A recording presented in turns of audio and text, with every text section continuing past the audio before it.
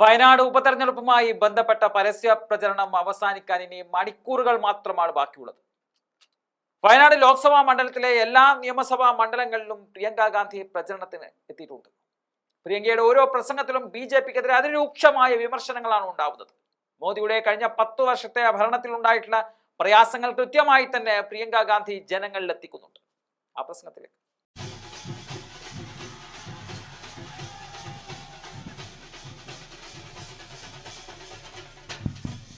പ്രിയപ്പെട്ടവരെ, ആരാധ്യയായ നമ്മുടെ സ്ഥാനാർത്ഥി പ്രിയങ്ക ഗാന്ധി ഇവിടെ എത്തിയിരിക്കുന്നു. നിങ്ങൾ അഭിസംബോധനയോട് ചേർന്ന് സംസാരിക്കാൻ സമസ്ത ബഹുമാന പുരസ്കാരം അവരെ ക്ഷണിക്കുന്നു.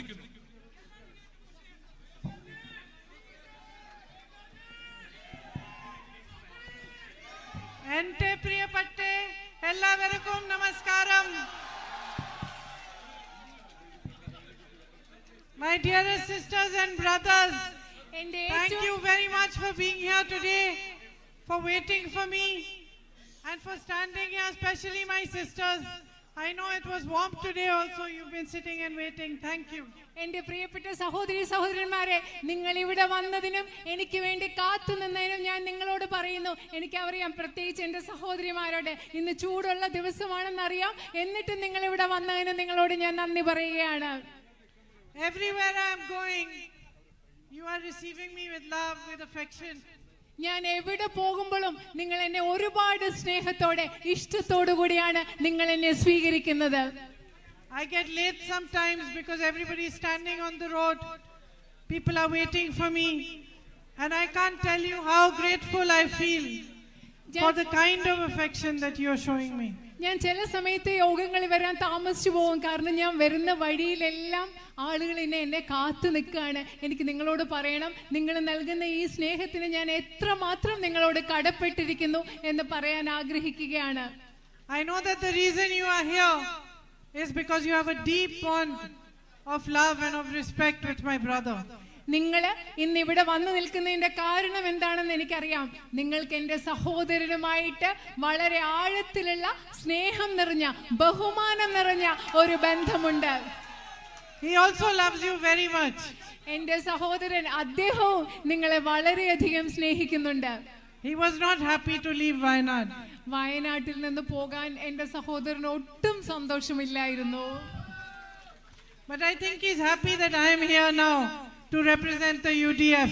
പക്ഷെ അദ്ദേഹത്തിന് ഇപ്പൊ സന്തോഷമുണ്ട്. കാരണം അദ്ദേഹം ഇവിടെ പോയപ്പോ ഐക്യ ജനാധിപത്യ മുന്നണി സ്ഥാനാർത്ഥിയായി നിങ്ങളെ പ്രതികരിക്കാൻ ഞാനുള്ളതിൽ അദ്ദേഹത്തിന് സന്തോഷമുണ്ട്.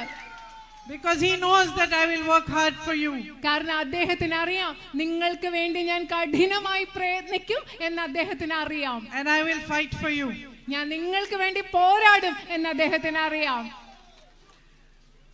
So sisters and brothers, this bond between my brother and you became very strong when you recognized that he was fighting for the truth. He was fighting for what is right, and you supported him at a time when most of the world was turning its back on him. എൻ്റെ പ്രിയപ്പെട്ട സഹോദരി സഹോദരന്മാരെ, നിങ്ങളും എൻ്റെ സഹോദരനും തമ്മിലുള്ള ബന്ധം ആഴമേറിയത്, ശക്തമേറിയതായത് എപ്പോഴാണെന്ന് അറിയുമോ നിങ്ങൾക്ക്? നിങ്ങൾ തിരിച്ചറിഞ്ഞു അദ്ദേഹം സത്യത്തിന് വേണ്ടിയാണ് പോരാടുന്നത്. അദ്ദേഹം എന്താണോ ശരിയാണ് എന്ന് അദ്ദേഹം പോരാടുന്നത് എന്തിനു വേണ്ടി? നിങ്ങൾ മുഴുവൻ ലോകവും അദ്ദേഹത്തിനെതിരെ തിരിഞ്ഞപ്പോൾ നിങ്ങൾ തിരിച്ചറിഞ്ഞത് കൊണ്ടാണ് നിങ്ങളും അദ്ദേഹവും തമ്മിലുള്ള ബന്ധം കൂടുതൽ ശക്തമായത്. And it was you, your love, that gave him the strength and courage to walk from Kanyakumari to Kashmir and Manipur to Mumbai in the name of peace, in the name of love and unity. സമാധാനത്തിന് വേണ്ടി, സ്നേഹത്തിന് വേണ്ടി, ഐക്യത്തിന് വേണ്ടി കന്യാകുമാരിയിൽ നിന്ന് കാശ്മീരിൽ നിന്ന് വരെ നടക്കാനും അതുപോലെ തന്നെ ബോംബെയിൽ നിന്ന്, മണിപ്പൂരിൽ നിന്ന് ബോംബെയിൽ വരെ യാത്ര ചെയ്യാനും എൻ്റെ സഹോദരന് വേണ്ട ധൈര്യം നൽകിയത് നിങ്ങളുടെ സ്നേഹമാണെന്ന് പറയാൻ ഞാൻ ആഗ്രഹിക്കുന്നു. For the last 10 years in our country, the kind of politics that we have seen has been very sad and shameful. നിങ്ങൾ കഴിഞ്ഞ 10 വർഷങ്ങളായി ഈ രാജ്യത്ത് കണ്ടുകൊണ്ടിരിക്കുന്ന രാഷ്ട്രീയം എന്ന് പറയുന്നത് വളരെയധികം ലജ്ജയുണ്ടാക്കുന്നതും നമുക്ക് വളരെയധികം വിഷമമുണ്ടാക്കുന്നതുമായ ഒന്നാണ്. The politics of the BJP is designed only to stay in power by any means. ഏത് വിധേനയും അധികാരത്തിലിരിക്കാൻ വേണ്ടി മാത്രം രൂപകൽപ്പന ചെയ്തതാണ് ബിജെപിയുടെ രാഷ്ട്രീയം എന്ന് പറയുന്നത്. There is no focus on your actual needs. നിങ്ങളുടെ യഥാർത്ഥ ആവശ്യങ്ങൾ എന്താണോ അതിൽ ഒരു ശ്രദ്ധയുമില്ലാത്ത രാഷ്ട്രീയമാണ് അവരുടെ രാഷ്ട്രീയം. It's so evident during election time. അത് ഇലക്ഷൻ തെരഞ്ഞെടുപ്പ് സമയം വരുമ്പോൾ അത് വളരെ പ്രകടമാണ്. Where every leader of the BJP is only speaking about spreading fear, spreading mistrust and hatred. ബിജെപിയുടെ ഓരോ രാഷ്ട്രീയ നേതാവും ജനങ്ങൾക്കിടയിൽ ഭയം, ജനങ്ങൾക്കിടയിൽ വിദ്വേഷം, ജനങ്ങൾക്കിടയിൽ അവിശ്വാസം ഇത് വളർത്തുന്നതിന് വേണ്ടിയാണ് സംസാരിക്കുന്നത്. Instead of discussing the things that really matter to you. നിങ്ങൾക്ക് പ്രധാനപ്പെട്ട പ്രശ്നങ്ങൾ ചർച്ച ചെയ്യുന്നതിന് പകരമാണ് അവരിത് ചെയ്യുന്നത്. Today unemployment is highest in the country than it ever was for 45 years. 45 വർഷത്തെ ഏറ്റവും വലിയ തൊഴിലില്ലായ്മ നിരക്കാണ് ഇന്ന് നമ്മുടെ രാജ്യത്തുള്ളത്. My sisters, you know how much prices of every single thing have risen. എന്റെ സഹോദരിമാരെ, നിങ്ങൾക്കറിയാം നമ്മുടെ രാജ്യത്ത് ഓരോ വസ്തുവിന്റെയും വില എത്രമാത്രം കൂടിയിട്ടുണ്ടെന്ന്. You go to the market to buy something, there's a festival, you want to celebrate. You leave half the things that you thought of buying and come back home. നിങ്ങൾ കടയിൽ പോയി എന്തെങ്കിലും സാധനം വാങ്ങിക്കണം, നിങ്ങൾക്കൊരു ആഘോഷം വരുന്നു, നിങ്ങൾക്ക് ആഘോഷിക്കണം, ഉത്സവം വരും. പക്ഷെ നിങ്ങൾക്ക് ഈ വില കാരണം നിങ്ങൾ പകുതി സാധനങ്ങൾ എന്താണോ വാങ്ങാൻ ഉദ്ദേശിച്ചത് അത് വാങ്ങാതെ നിങ്ങൾ തിരിച്ചു വരും. Life is not easy for you today. നിങ്ങൾക്ക് ഇന്ന് ജീവിതം എന്ന് പറയുന്നത് നിങ്ങൾക്ക് ഇന്ന് എളുപ്പമല്ല. It never was. But the work that the government should do to support you, to have a stronger life, to be able to build a stronger future, to be able to face difficulties, is not being done. കാരണം ജീവിതം ഒരിക്കലും എളുപ്പമായിരുന്നില്ല. പക്ഷെ ഇന്നത്തെ സാഹചര്യത്തിൽ എന്താ സംഭവിക്കുന്നത്? ജീവിതം മെച്ചപ്പെട്ടതാകാൻ, കുറച്ചുകൂടെ കരുത്തുള്ള മെച്ചപ്പെട്ട ഒരു ജീവിതം നയിക്കാൻ നിങ്ങൾക്ക് നൽകേണ്ട പിന്തുണ നൽകാൻ ഗവൺമെന്റുകൾക്ക് ഇന്ന് സാധിക്കുന്നില്ല. Just the basic fact that agriculture is the backbone of our whole country's economy. നമ്മുടെ രാജ്യത്തെ സമ്പദ് വ്യവസ്ഥയുടെ നട്ടെൽ എന്ന് പറയുന്നത് കൃഷിയാണ് എന്നതൊരു അടിസ്ഥാന വസ്തുതയാണ്. And used to be a great provider of jobs and employment. കൃഷി എന്ന് പറയുന്നത് ഏറ്റവും കൂടുതൽ തൊഴിൽ നൽകാൻ പറ്റുന്ന ഒരു മേഖലയാവണം. Yet today every farmer is crying. പക്ഷേ ഇന്ന് നമ്മുടെ ഓരോ കർഷകരും കരഞ്ഞുകൊണ്ടിരിക്കുന്ന സാഹചര്യമാണുള്ളത്. He doesn't get the right price for his crops. കാരണം വിളകൾക്ക് കൃത്യമായിട്ടുള്ള വില നമ്മുടെ കർഷകർക്ക് ലഭിക്കുന്നില്ല. This morning I was talking to a family of 4 brothers. ഞാൻ ഇന്ന് രാവിലെ ഒരു 4 സഹോദരരുടെ ഒരു കുടുംബത്തോട് ഞാൻ ഇന്ന് സംസാരിക്കുകയായിരുന്നു. They grow banana, coffee, pepper, cinnamon, ginger. അവർ വാഴ കൃഷി നടത്തുന്നു, ഇഞ്ചി കൃഷി, കറുവാപ്പട്ട കൃഷി, കുരുമുളക് കൃഷി, കാപ്പി കൃഷി ഒക്കെയാണ് അവർ നടത്തുന്നത്. They told me they don't see a future. അവരെന്നോട് പറയാണ് ഞങ്ങൾക്കൊരു ഭാവി കാണാനേ പറ്റുന്നില്ല. One of them wants to sell his land and move. അതിൽ ഒരാൾക്ക് അയാളുടെ ഭൂമി വിറ്റിട്ട് വേറെ എവിടോട്ടെങ്കിലും പോയി താമസിക്കണമെന്നാണ് പറയുന്നത്. Neither are they getting the right price for their crops. അവരുടെ വിളകൾക്ക് അവർക്ക് കൃത്യമായ പൈസ വില കിട്ടുന്നില്ല. Nor do they get compensation when their crops get destroyed by rain. മഴ വന്ന് വിളനാശം സംഭവിക്കുമ്പോൾ കർഷകർക്ക് വേണ്ട നഷ്ടപരിഹാരവും ഇവിടെ കിട്ടുന്നില്ല. Nor do they get any support and help when monkeys and other animals come and destroy their crops. കുരങ്ങുകളും അതുപോലെ മറ്റു വന്യമൃഗങ്ങളും വന്ന് അവരുടെ വിളകളെ നശിപ്പിക്കുമ്പോൾ അവർക്ക് യാതൊരു പിന്തുണയും ഇവിടെ കിട്ടുന്നില്ല. On top of that they have to pay taxes on everything. അത് മാത്രമല്ല അതിലും മുകളിലായിട്ട് അവർക്ക് എല്ലാത്തിലും നികുതി അടയ്ക്കേണ്ടി വരികയാണ്. With so much potential here in Wayanad, such beautiful crops, as I said, like coffee, rubber, banana, areca, you still have no hope for the future. ഇവിടെ ഇത്രയും സാധ്യതകൾ ഈ നാട്ടിലുണ്ട്. ഞാൻ നേരത്തെ പറഞ്ഞ പോലെ ഇവിടെ കാപ്പി കൃഷിയുണ്ട്, അടയ്ക്ക കൃഷിയുണ്ട്, വാഴ കൃഷിയൊക്കെ ഉണ്ട്. എന്നിട്ട് നിങ്ങൾക്ക് ഒരു ഭാവി കാണാൻ സാധിക്കില്ല എന്ന് പറയുകയാണ്. 16 lakh crore rupees are waived for the biggest businessmen. Not 1 rupee of loans is waived for you. ഈ രാജ്യത്തെ ആദ്യ സമ്പന്നരായ വ്യവസായികൾക്ക് വേണ്ടി 16 ലക്ഷം കോടി രൂപയുടെ കടങ്ങളാണ് എഴുതി തള്ളുന്നത്. എന്നാൽ ഇവിടുത്തെ കർഷകർക്ക് വേണ്ടി ഒരു രൂപ പോലും ഈ ഗവൺമെന്റ് എഴുതി തള്ളുന്നില്ല. Yesterday I met some representatives of small businesses. ഞാൻ ഇന്നലെ ചെറിയ കച്ചവടക്കാരുടെ പ്രതിനിധികളായ ചെറിയ വ്യവസായികളായ കുറച്ചുപേരെ കണ്ടു. Here, like these shops like Shahana over here and the other shops I can see are Gauri nylons over here. ഇവിടെ ഇതുപോലെ ഷഹാന എന്ന് പറഞ്ഞ businesses like yours. Gauri nylon എന്ന് പറയുന്ന കടയുണ്ട്. അതുപോലത്തെ ആളുകളെ കണ്ടു. And shockingly they told me that not only are they paying GST on 100 different things, but now they also have to pay GST on rent. അത് മാത്രമല്ല, എന്നെ ഞെട്ടിപ്പിച്ചുകൊണ്ട് അവർ പറഞ്ഞ എന്താണെന്നറിയോ, 100 കണക്കിന് കാര്യങ്ങൾ അവർക്ക് GST കൊടുക്കണം, ചരക്ക് സേവന നികുതി. അത് മാത്രമല്ല, ഇപ്പൊ വാടക കൊടുക്കുന്നതിലും അവർക്ക് GST കൊടുക്കണമെന്നാണ് അവരെന്നോട് പറഞ്ഞത്. They looked at me, they said, how are we going to earn anything? അവരെന്നോട് ചോദിച്ചിട്ട് പറയാം, എങ്ങനെയാണ് ഞങ്ങൾ എന്തെങ്കിലും ഒന്ന് സമ്പാദിക്കാൻ പോകുന്നത്? What future do we have? ഞങ്ങൾക്ക് എന്ത് ഭാവിയാണുള്ളത്? And the same way, from every single sector, all I hear is pain, suffering, problems. അങ്ങനെ അതേ അർത്ഥത്തിൽ ഞാൻ എല്ലാവരിൽ നിന്നും, ഏത് മേഖലയിൽപ്പെട്ട ആളുകളിൽ നിന്നും ഞാൻ കേൾക്കുന്നത് അവരുടെ കഷ്ടപ്പാടിനെ കുറിച്ചാണ്, അവരുടെ വേദനയെ കുറിച്ചാണ്. If you had employment opportunities here, so many of you would not have to migrate and go to different countries to earn a living. നിങ്ങൾക്ക് ഇവിടെ ആവശ്യത്തിനുള്ള തൊഴിലവസരങ്ങൾ ഉണ്ടായിരുന്നെങ്കിൽ നിങ്ങൾക്ക് ഒരുപാട് പേർക്ക് മറ്റ് രാജ്യങ്ങളിലേക്ക് കുടിയേറ്റം ചെയ്ത് ജീവിക്കാൻ വേണ്ടി മറ്റ് രാജ്യങ്ങളിലേക്ക് പോകേണ്ട ആവശ്യം ഇവിടെ ഉണ്ടാകുമായിരുന്നില്ല. If you had the right education facilities, you wouldn't have to leave here to go and study for your higher education. നിങ്ങൾക്ക് കൃത്യമായിട്ടുള്ള ശരിയായിട്ടുള്ള വിദ്യാഭ്യാസ സ്ഥാപനങ്ങൾ ഇവിടെ ഉണ്ടായിരുന്നെങ്കിൽ ഉന്നത വിദ്യാഭ്യാസം ചെയ്യുന്നതിന് വേണ്ടി നിങ്ങൾക്ക് വേറെ സ്ഥലങ്ങളിൽ പോകേണ്ട ആവശ്യമില്ലായിരുന്നു. If a government was truly working for you, there would not be delays in your social security pensions. നിങ്ങളുടെ സാമൂഹ്യ സുരക്ഷാ പെൻഷനുകൾ നൽകുന്നതിൽ ഒരു താമസവും ഉണ്ടാകുമായിരുന്നില്ല, ശരിക്കും ഗവൺമെന്റ് നിങ്ങൾക്ക് വേണ്ടി പ്രവർത്തിക്കുന്ന ഗവൺമെന്റ് ആണെങ്കിൽ. Or in SC/ST scholarships. അതുപോലെ തന്നെ നിങ്ങൾക്ക് SC/ST സ്കോളർഷിപ്പിന്റെ കാര്യത്തിലും there would be proper support for you in every sphere. നിങ്ങൾക്ക് എല്ലാ മേഖലകളിലും കൃത്യമായ പിന്തുണ ലഭിക്കേണ്ട ആവശ്യമുണ്ട്. These needs are very basic needs. ഈ പറയുന്ന ആവശ്യങ്ങൾ എന്ന് പറയുന്നത് നിങ്ങളുടെ അടിസ്ഥാനപരമായ ആവശ്യങ്ങളാണ്. Everywhere I go in Upper Wayanad, they say medical college. It's a basic need. ഞാൻ എവിടെ വയനാട്ടിൽ മുകളിൽ പോകുന്നു അവിടെ എല്ലാ ആളുകൾ പറയും മെഡിക്കൽ കോളേജ്. സത്യം പറഞ്ഞാൽ അതൊരു അടിസ്ഥാന ആവശ്യമാണ് മനുഷ്യരുടെ. Today a journalist asked me, why is there no medical college? I said, I don't understand why. ഇന്ന് എന്നോട് ഒരു പത്രപ്രവർത്തകൻ ചോദിച്ചു, എന്തുകൊണ്ടാണ് ഇവിടെ ഒരു മെഡിക്കൽ കോളേജ് ഇല്ലാത്തത്? ഞാൻ പറഞ്ഞു, എനിക്കും മനസ്സിലാവുന്നില്ല എന്തുകൊണ്ടാണ് അതില്ലാത്തതെന്ന്. I don't understand why there are not basic health facilities over here. എനിക്ക് മനസ്സിലാകുന്നില്ല എന്തുകൊണ്ടാണ് ഇവിടെ ആരോഗ്യ സംരക്ഷണത്തിന് വേണ്ട അടിസ്ഥാന സൗകര്യങ്ങൾ ഇല്ലാത്തതെന്ന് എനിക്ക് മനസ്സിലാകുന്നില്ല. Because it's not a political issue. കാരണം ഇതെന്ന് പറയുന്നത് ഒരു രാഷ്ട്രീയ പ്രശ്നമല്ല. Just like compensation for the disaster that happened here is not a political issue. അതുപോലെ ഇവിടെ നടന്ന ഒരു ദുരന്തത്തിൽ അതിജീവിച്ച ആളുകൾക്ക് നഷ്ടപരിഹാരം നൽകുക എന്ന് പറയുന്നത് ഒരു രാഷ്ട്രീയ പ്രശ്നമല്ല. It should not matter who is in power. ആര് അധികാരത്തിൽ ഇരിക്കുന്നത് എന്നുള്ളതല്ല ഇവിടെ ശ്രദ്ധിക്കേണ്ടത്.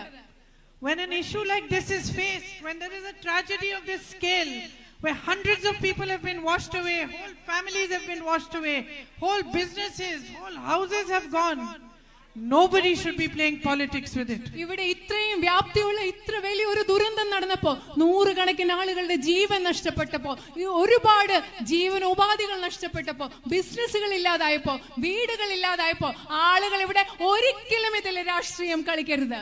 Health facilities, education facilities, jobs, this is your right. It's not a favor any government is doing for you. ആരോഗ്യ സംവിധാനം എന്ന് പറയുന്നത്, മെച്ചപ്പെട്ട തൊഴിലവസരങ്ങൾ എന്ന് പറയുന്നത് നിങ്ങളുടെ അവകാശമാണ്. അത് ഒരു ഗവൺമെന്റും നിങ്ങൾക്ക് നൽകുന്ന ഔദാര്യമാകരുത്. These are your rights, and in a democracy there's nothing greater than the rights of the people. ഇതെല്ലാം നിങ്ങളുടെ അവകാശങ്ങളാണ്. ഒരു ജനാധിപത്യ രാജ്യത്തിൽ ജനങ്ങളുടെ അവകാശങ്ങളെക്കാൾ വലുതായി മറ്റൊന്നുമില്ല. If so many of you are having to migrate and go abroad, then the facilities they get here, the families get here, the ability to travel, transport, connectivity should be provided. നിങ്ങൾ ഒരുപാട് പേര് വിദേശ രാജ്യങ്ങളിലേക്ക് കുടിയേറ്റം നടത്തി പോകുന്നുണ്ട്. അപ്പൊ ഇവിടെയുള്ള ഫാമിലികൾ, കുടുംബങ്ങൾക്ക് കൂടുതൽ യാത്ര ചെയ്യാനുള്ള, പരസ്പരം ബന്ധപ്പെടാനുള്ള സംവിധാനങ്ങൾ ഇവിടെ ഉണ്ടാകേണ്ടതുണ്ട്, സൗകര്യങ്ങൾ ഉണ്ടാകേണ്ടതുണ്ട്. Support for those migrants who return should be provided to you. തിരിച്ചു വരുന്ന പ്രവാസികൾക്ക് അവർക്ക് വേണ്ട പിന്തുണ ഇവിടെ നൽകിയിരിക്കണം. You have so much natural beauty in Wayanad. ഈ പ്രദേശത്ത് നിങ്ങൾക്ക് ഒരുപാട് പ്രകൃതി സൗന്ദര്യമുള്ള ഒരു നാടാണ് നിങ്ങളുടേത്. Better potential for tourism than so many countries I have been to. ഈ ഞാൻ പോയിട്ടുള്ള പല രാജ്യങ്ങളെ അപേക്ഷിച്ച് നോക്കിയാൽ അതിലൊക്കെ വിനോദസഞ്ചാര മേഖലയിൽ സാധ്യതയുള്ള ഒരു സ്ഥലമാണിത്. And yet not enough focus and push on tourism over here. എന്നിട്ടും ആവശ്യത്തിന് വേണ്ട ശ്രദ്ധയും പിന്തുണയും ഇവിടുത്തെ വിനോദസഞ്ചാര മേഖലയ്ക്ക് ഇതുവരെ ലഭ്യമായിട്ടില്ല.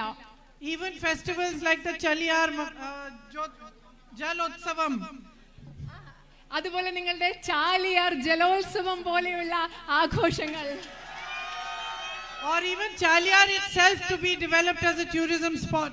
ചാലിയാർ തന്നെ ഒരു ടൂറിസം വിനോദസഞ്ചാര കേന്ദ്രമായിട്ട് നമുക്ക് വളർത്തി വികസിപ്പിച്ചെടുക്കേണ്ടതുണ്ട്. All this could help. ഇതെല്ലാം നിങ്ങളെ സഹായിക്കും. The young children here who are interested in sport, I see them everywhere playing soccer. ഇവിടെയുള്ള ചെറുപ്പക്കാരായ കുട്ടികളുണ്ട്, സ്പോർട്സിലെ കായിക വിനോദത്തിൽ ഒരുപാട് താല്പര്യമുള്ള. ഞാൻ ഒരുപാട് സ്ഥലത്ത് ഫുട്ബോൾ കളിക്കുന്ന കുട്ടികളെ കാണുന്നുണ്ട്. My son plays soccer. So I am used to seeing many soccer matches. എന്റെ മോൻ ഫുട്ബോൾ കളിക്കുന്നതുകൊണ്ട് ഞാൻ ഒരുപാട് ഫുട്ബോൾ കളികൾ കണ്ടിട്ടുണ്ട്. Every Sunday is watching soccer match. I am also watching. എല്ലാ ഞായറാഴ്ച ദിവസം എന്റെ മോൻ ഇങ്ങനെ ഫുട്ബോൾ കളി കണ്ടുകൊണ്ടിരിക്കുന്നുണ്ട്. ഞാനും മോന്റെ കൂടെ ഇരുന്ന് So when I saw the children playing here, I immediately noticed how much talent they have. അതുകൊണ്ട് ഇവിടെയുള്ള കുട്ടികൾ കളിക്കുമ്പോൾ എനിക്ക് പെട്ടെന്ന് മനസ്സിലാക്കാൻ പറ്റി എത്ര കഴിവുള്ളവരാണ് ഇവിടെ ഫുട്ബോൾ കളിക്കുന്ന കുട്ടികളെന്ന്. They are tough and fast and aggressive. അവര് ഭയങ്കര കരുത്തുള്ളവരാണ്, ഭയങ്കര വേഗമുള്ളവരാണ്, ആക്രമണോത്സുകതയോടുകൂടി കളിക്കുന്നവരാണ് ഇവിടെയുള്ള കുട്ടികൾ. So why are they not being provided with the best facilities in the world? എന്തുകൊണ്ടാണ് അവർക്ക് ലോകത്തിൽ ലഭ്യമാകുന്ന ഏറ്റവും മികച്ച സൗകര്യങ്ങൾ അവർക്ക് കിട്ടാത്തത്? Because the politics is going all wrong.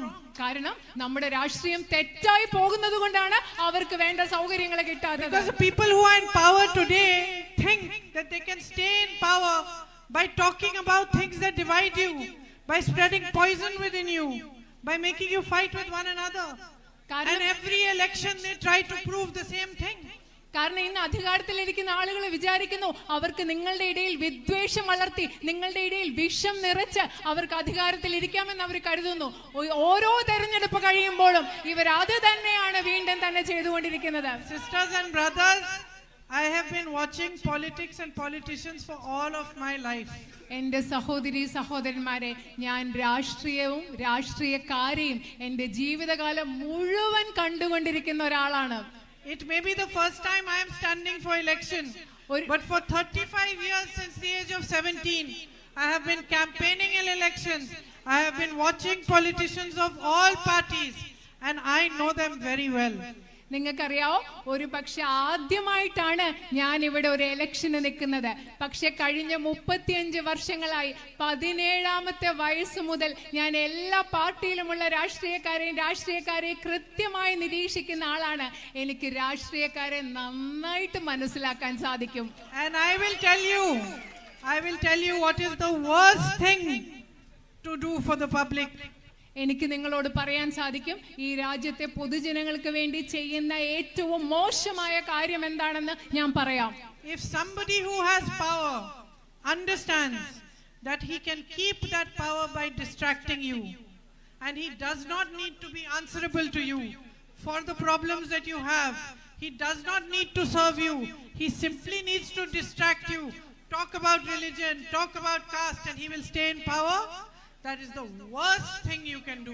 നിങ്ങൾക്കറിയാമോ, അധികാരത്തിലിരിക്കുന്ന ഒരു രാഷ്ട്രീയ നേതാവ് നിങ്ങളുടെ യഥാർത്ഥ പ്രശ്നങ്ങൾ എന്തെന്ന് ചർച്ച ചെയ്യാതെ യഥാർത്ഥ പ്രശ്നങ്ങളിൽ നിന്ന് നിങ്ങളുടെ ശ്രദ്ധ തിരിച്ചു മാറ്റി നിങ്ങളെ വിഭജിപ്പിച്ച് അധികാരത്തിലിരിക്കാൻ ശ്രമിക്കുകയാണെങ്കിൽ, അങ്ങനെ അധികാരത്തിലിരിക്കാമെന്ന് കരുതുന്നുണ്ടെങ്കിൽ ഈ രാജ്യത്തെ ജനങ്ങളോട് ചെയ്യാവുന്ന ഏറ്റവും മോശമായ കാര്യം അതാണെന്ന് ഞാൻ നിങ്ങളോട് പറയുകയാണ്. While I was working in UP one day, I went into a lady's house.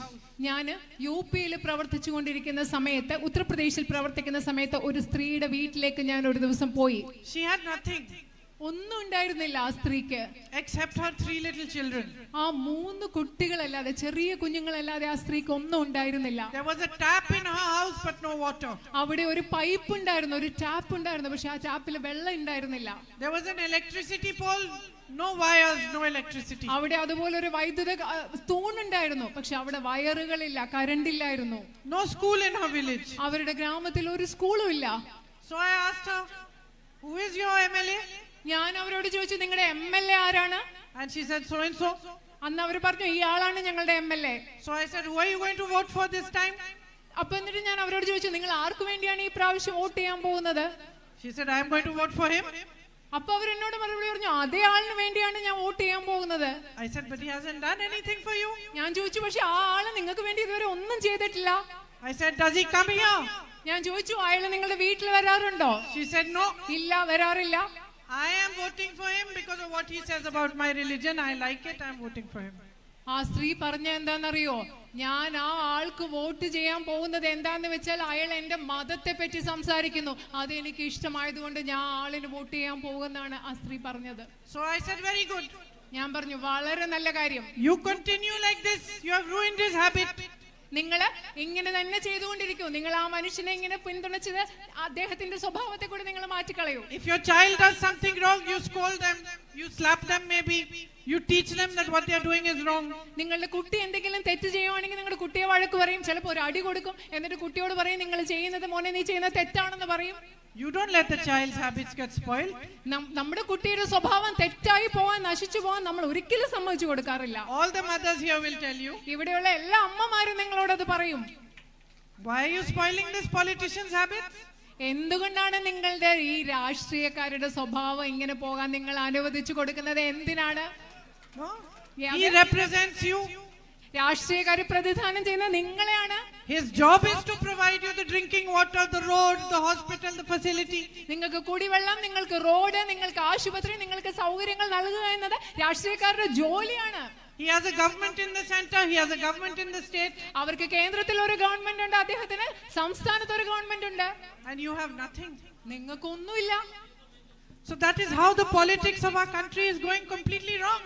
അങ്ങനെയാണ് നമ്മുടെ രാജ്യത്തെ രാഷ്ട്രീയം പൂർണ്ണമായിട്ട് തെറ്റായ ഒരു രീതിയിൽ ഇന്ന് പോയിക്കൊണ്ടിരിക്കുന്നത്. Those who represent you have one job. നിങ്ങളെ പ്രതിദാനം ചെയ്യുന്ന ആളുകൾക്ക് ഒറ്റ ഒരു ജോലിയാണുള്ളത്. To uphold the values of the Constitution of India and to serve you day and night. Indian ഭരണഘടനയുടെ മൂല്യങ്ങൾ ഉയർത്തിപ്പിടിച്ചുകൊണ്ട് രാത്രിയും പകലും ഈ രാജ്യത്തെ ജനങ്ങളെ സംരക്ഷിക്കുക എന്ന, സേവിക്കുക എന്ന ഒരേ ഒരു ജോലിയാണ് രാഷ്ട്രീയക്കാർക്കുള്ളത്. I ask you, people of Wayanad, just as you have done in the past when you elected my brother, vote for the right kind of politics. എന്റെ ഇവിടുത്തെ സഹോദരി സഹോദരന്മാരോട് നിങ്ങൾ കഴിഞ്ഞ കാലങ്ങളിൽ എന്റെ സഹോദരന് വേണ്ടി വോട്ട് ചെയ്തതുപോലെ ഞാൻ നിങ്ങളോട് അഭ്യർത്ഥിക്കുകയാണ്, നിങ്ങൾ യഥാർത്ഥത്തിലുള്ള ശരിയായ രാഷ്ട്രീയത്തിന് വേണ്ടി വോട്ട് ചെയ്യുക എന്ന് ഞാൻ നിങ്ങളോട് അഭ്യർത്ഥിക്കുകയാണ്. For me, this love that you give me is the greatest honor I can ever receive. എന്നെ സംബന്ധിച്ചിടത്തോളം നിങ്ങൾ എനിക്ക് നൽകുന്ന സ്നേഹം എന്ന് പറയുന്നത് എനിക്ക് ജീവിതത്തിൽ ലഭിക്കാവുന്ന ഏറ്റവും വലിയ ആദരവായിട്ടാണ് ഞാൻ കണക്കാക്കുന്നത്. Each one of you for me is a responsibility. ഇവിടെയുള്ള നിങ്ങൾ ഓരോരുത്തരും എന്നെ സംബന്ധിച്ചിടത്തോളം എന്റെ ഉത്തരവാദിത്തമാണ്. Each one of you is a duty.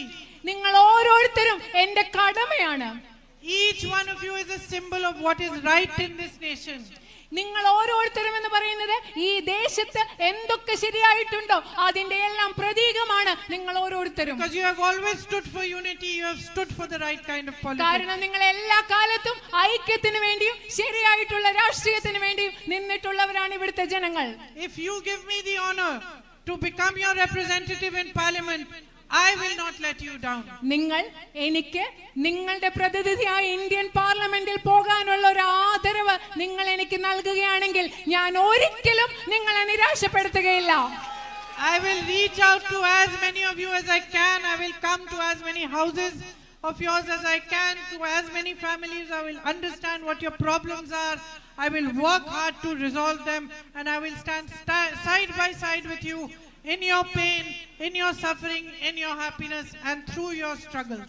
എനിക്ക് പറ്റുന്നിടത്തോളം ആളുകളെ എനിക്ക് വന്ന് നേരിൽ കാരണം, എനിക്ക് പറ്റുന്നിടത്തോളം നിങ്ങളുടെ വീടുകളിൽ വരണം, നിങ്ങളോട് സംസാരിക്കണം, നിങ്ങളുടെ പ്രശ്നങ്ങൾ മനസ്സിലാക്കണം, നിങ്ങളുടെ പ്രശ്നങ്ങൾ പരിഹരിക്കുന്നതിന് വേണ്ടി നിങ്ങളുടെ സുഖത്തിലും ദുഃഖത്തിലും നിങ്ങളുടെ പ്രശ്നങ്ങളിലും തോളോട് തോൾ ചേർന്ന് നിന്ന് എനിക്ക് പ്രവർത്തിക്കണം.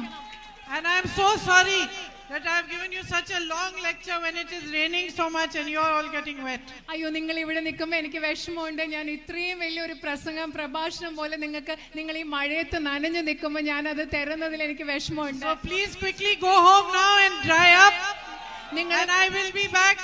We will meet again And I thank you deeply from the deepest part in my heart for all the love you've given me. നിങ്ങൾ മഴ നനഞ്ഞ് നിൽക്കുകയാണ്, അതുകൊണ്ട് വീട്ടിൽ വേഗം പോയി ഉണങ്ങി വൃത്തിയാക്കി എടുക്കണം, ഉണങ്ങണം. ഞാൻ പെട്ടെന്ന് വേഗം ഇവിടെ തിരിച്ചു വരും.